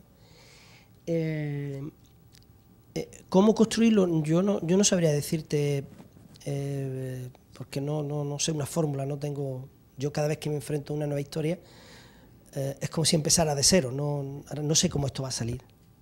No te puedo decir, mira, lo único que yo intento, y hemos estado hablando en estos días en el taller con los compañeros que han participado, es intentar que haya vida, de verdad, en los personajes. Que los personajes hablen, reaccionen, sientan, como siente el ser humano normal. Y esto es muy difícil de ver, porque ¿qué es el ser humano normal? Está claro que hay mucha gente que son un montón de anormales y van por la vida de muy normales, pero son un montón de anormales. Pero yo intento sentir que ese diálogo que yo mantenga con los personajes, yo como autor, en mi soledad de mi trabajo, intento o quiero entender que yo estoy hablando con otra persona que es, como digo, tan inteligente o más que yo. Intento, en la medida que puedo, construir personajes que sean hasta más inteligentes que yo, ¿sabes? De manera que lo que ellos le pasen y lo que ellos te cuenten sean algo que para mí también sea un descubrimiento. Es como si los personajes empezaran a tomar una vida propia y tú dialogaras con ellos y ellos te descubren cosas. Porque realmente cuando escribimos, cuando trabajamos, es cuando empezamos a descubrir cosas. Increíble, porque están todas dentro de uno, ¿no? Ahí está, yo creo que está todo dentro de cada uno de nosotros. Solo es cuestión de encontrarse y hablarse y dejar que salga, ¿no? Entonces, no te puedo decir más cosas que esta, porque no hay ninguna regla. Si cada personaje nace de una manera determinada, personajes que nacen, los personajes de Sola, mi primera película, nacieron en una noche y ya nunca se fueron dentro de mí, y ellos tomaron vida y crecieron, incluso hasta el punto que ellos me dictaban la película que yo tenía que hacer. Y después, por ejemplo, en Havana Blue le perdí el tono, entonces me pasé muchos meses detrás de los personajes para que me hablaran. Oye, compadre, dime algo, cuéntame algo. Y los personajes no me querían hablar. Entonces se iban cada uno donde daban la gana y no conseguía avanzar con la historia y ahí me quedaba parado. Los personajes de La Voz Dormida, unos fueron personajes muy diseñados, muy desde el guionista para prepararlos bien porque me hacían falta, pero los personajes importantes, el alma, el corazón, la verdad que yo intento que estén los personajes, no sé cómo salen, no te puedo decir cómo salieron, por qué lo hice, cómo lo hice, no lo sé, sino simplemente dejar que sean e intentar, supongo, que sean de la mejor manera, incluso que sean mejor que yo, como personas. Es lo que intento que sean, pero no sé cómo se hace. Bien, buenas tardes. Mi nombre es Conrado Ortiz. He escuchado varias ponencias de las que usted ha estado diciendo y entiendo perfectamente que puede aplicarse a la pregunta que voy a hacer, pero esta pregunta quisiera hacerla esperando respuestas como muy puntuales, en términos de lo que es el ¿Qué pasó? No, referente al cine dominicano, en cierto modo, ¿tiene usted conocimiento de cómo ha ido evolucionando? ¿Tiene más o menos? A ver si es posible dejarnos algunas recomendaciones muy puntuales sobre esto, si es posible. Ese es el aspecto. Y lo segundo, ¿qué opinión tiene sobre figuras reconocidas, digamos, del arte nacional que son utilizadas como principales en los trabajos artísticos? Si es posible tocar. Vale, bueno, vamos a ello, intentaré. Hombre, estos días hemos hablado mucho con la familia del taller, hemos discutido mucho sobre el tema y y he tenido el placer de conocer a Eli, el director general de cine, y hablando con Omar. Bueno, en fin, hemos hablado un poquito de todo, ¿no? Voy a empezar por la última, que creo que es la más fácil. ¿Qué pienso yo bueno, es un problema que cada director tiene que saber, ¿entiendes? Qué tipo de película quiere hacer, cuáles son los actores que quiere utilizar para su película. Depende de la película, depende de lo que quieras buscar, ¿entiendes? Yo, insisto, mi recomendación en ese caso es como un director hace una película cada 4 o 5 años. Uno pone toda su vida durante esos 4 o 5 años. Cuando va a hacer la película, y después yo llevo ya 1 año hablando de la película, imagínate, la estrené en septiembre del año pasado y todavía estoy hablando de la película. Es decir, que un director vive mucho tiempo su antes, durante y su después de su película, ¿sí? ¿Entiendes? A lo mejor un técnico hace 2 o 3 películas al año, un actor hace 2 o 3 películas al año, los que pueden, ¿verdad, Johnny A? Pero los directores, lo que yo sí tengo claro es que yo hago una película cada 5 años. Por lo tanto, quiero que cuando hago esa película pasen 2 cosas. Era que me lo pase yo bien y disfrute todo lo posible, porque ya que hago una vez, encima pasarlo mal, y tomarme muy en serio lo que voy a hacer. Y hacerlo con todo mi compromiso, en todo mi amor del mundo. Entonces, si yo voy a hacer esa película de 5 años, quiero hacerla como yo creo que debo hacerla, que es la única manera en que sé hacerla. Es decir, no es que yo no sé hacer una película de 20 maneras diferentes, no soy un director de oficio, no tengo oficio, no puedo hacer una película, decir, esto así, no, yo hago las películas que creo que debo hacer porque sé que es la única manera en que sé hacer las cosas. ¿Entiendes? Así me sale, ni mejor ni peor. Entonces, como yo me tomo muy en serio eso, y ya he dicho antes que me tomo muy en serio el reparto, yo intento siempre buscar los actores adecuados. Afortunadamente, ningún productor me ha obligado a meter un actor, no, tienes que meter este actor porque este actor está famoso, y he tenido posibilidad, no es por presumir, de trabajar con buenos actores y actores de alto nivel. Bueno, digamos, de los altos me refiero a los comerciales, digamos, a los actores mediáticos que están de moda en ese momento y que se supone que te van a llenar la sala, ¿no? Es decir, he tenido oportunidad de trabajar con ellos y no lo he hecho no porque no crean que son buenos actores, cuidado, porque los actores que están arriba es que no son porque sean malos, son porque se lo han currado también. Y si están ahí donde están muchos de ellos, ha sido porque llevan muchos años trabajando, currando y tal.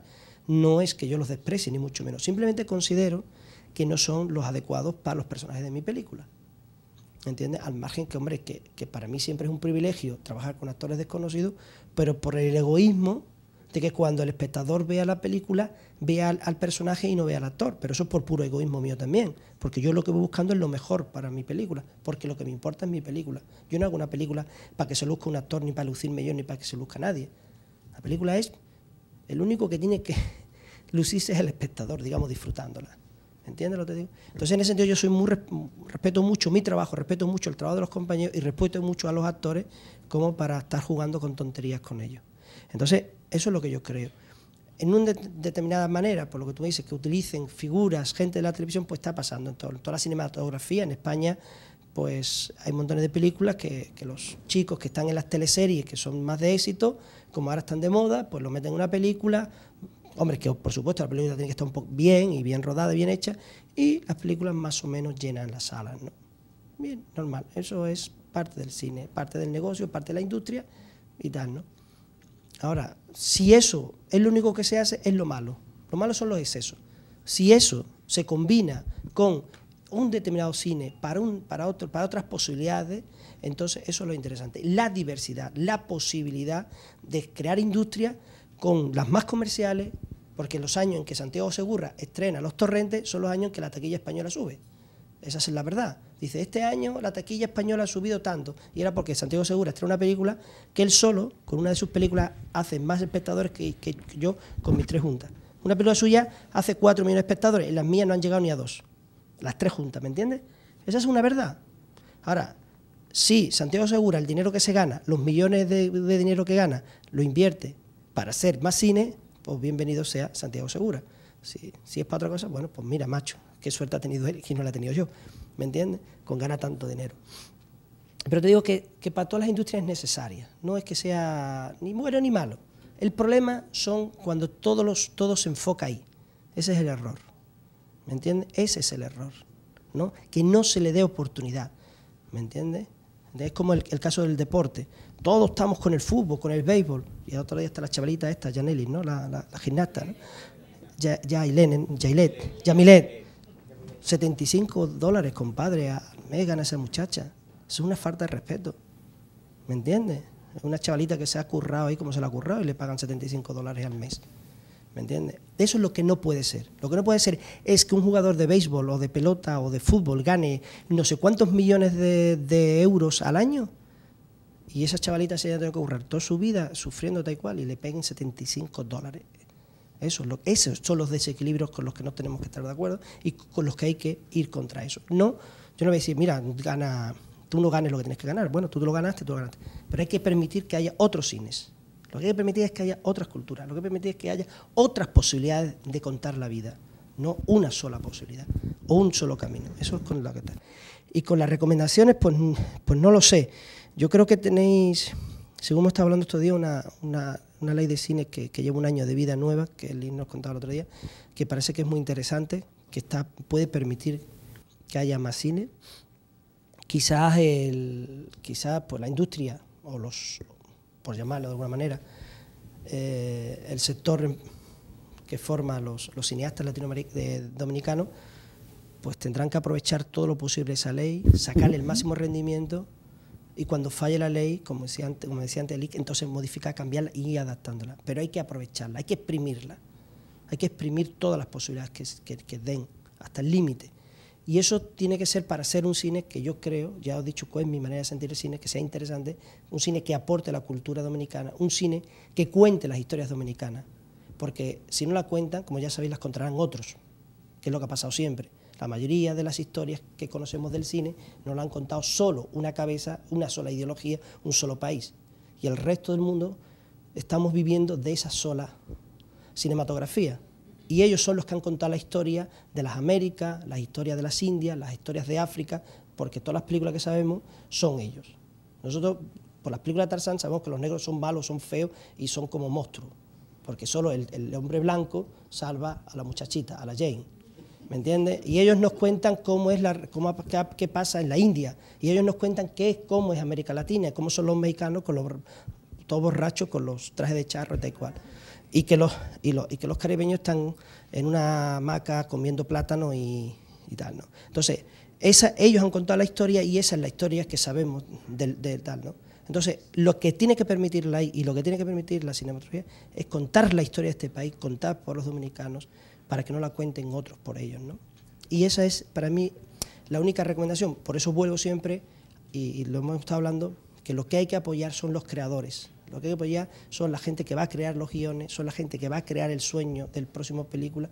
Hay que apoyar a los guionistas, hay que formar a los guionistas, los técnicos también hay que formarlos, hay que prepararlos, pero donde hay que poner un hincapié especial, donde hay que darle una sensibilidad especial, una dedicación y una paciencia, es a la gente que va a crear las historias sobre la cual vamos a construir el resto de las películas o el resto de las historias. Ese para mí sería el gran reto en los próximos años, para que el cine que haga Dominicana no sea un cine vacío, porque igual si hay mucho dinero se podrán hacer muchas películas, a lo mejor muy bien hechas, pero si están vacías de contenido, ¿qué estamos contando entonces? Y eso es lo que está pasando, lo que puede pasar en muchísimos sitios. ¿Entiendes? Que nos preocupa tanto la técnica y el aparataje para cuando impresionar en las salas, para decir, coño, qué película me he hecho, ¿me entiendes? Y son películas que de pronto, posiblemente, que estén vacías de contenido. Ahí es donde no podemos ser, en ningún momento dado, ni paternalistas, y tenemos que ser muy rigurosos. Está bien decirnos qué bien lo hemos hecho y qué guapos somos, está bien, pero hay que ser también muy autocrítico. Como hemos dicho en el taller, hemos hablado, hay que poner un detector de prueba de bala, como decía alguien por ahí, ¿me entiendes? Para intentar controlar que la que saquemos sea la menos posible, ¿me entiendes? Y que nuestras películas sean buenas, de calidad, pero con buenas historias, ¿no?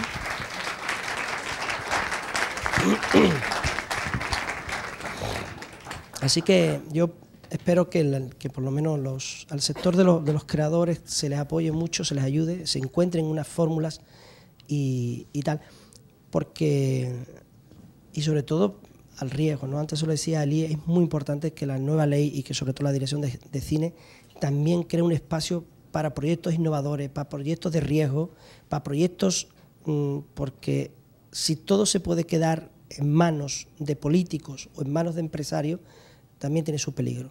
Hay que encontrar también, antes Ali también lo decía, él muy inteligente, hay que detectar todas esas personas que van a financiar y que quieren financiar el cine americano, pero que sean, yo no voy a decir como los Medici, vamos a decir que sean un poquito inteligentes, que estén dispuestos a hacer un cine tan inteligente como ellos.